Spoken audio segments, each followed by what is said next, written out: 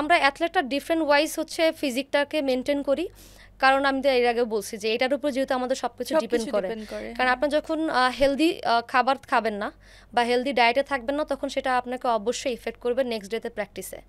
এবং আপনি যদি প্রপারলি না ঘুমান, প্রপারলি পানি না খান, তখন সেটাও ইফেক্ট করে। কারণ আপনাকে একটা ম্যাচ খেলতে আপনার 3-6 ঘন্টা সময় লাগে, ওডিআর কথা বলতেছি। টি-20 তো আরও হাই ইন্টেন্সিটি থাকে, তখন আপনার বডিটাকে আপনি আরও বেশি ইউজ করেন।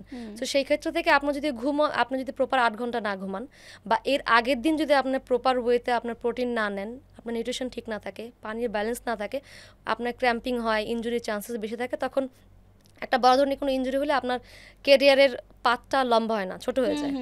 কারণ যেসব প্লেয়াররা হচ্ছে ইনজুরি আসলে ফেস করে, ফিজিক্যালি ওইভাবে স্ট্রং থাকে না বা কোনো না কোনো ইয়েতে, তখন তার আসলে মেন্টালি যে মানসিক যে অবস্থা যেটা থাকে, তখন সে আর যখন সে 5 বছরের চিন্তা করে ক্রিকেট খেলা, সে তখন চিন্তা করে না আমি আর 2 বছর খেলবো।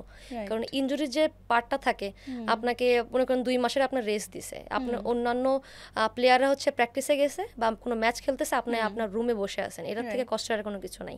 তখন ওটা আপনাকে মেন্টালি অনেক বেশি ইফেক্ট করে।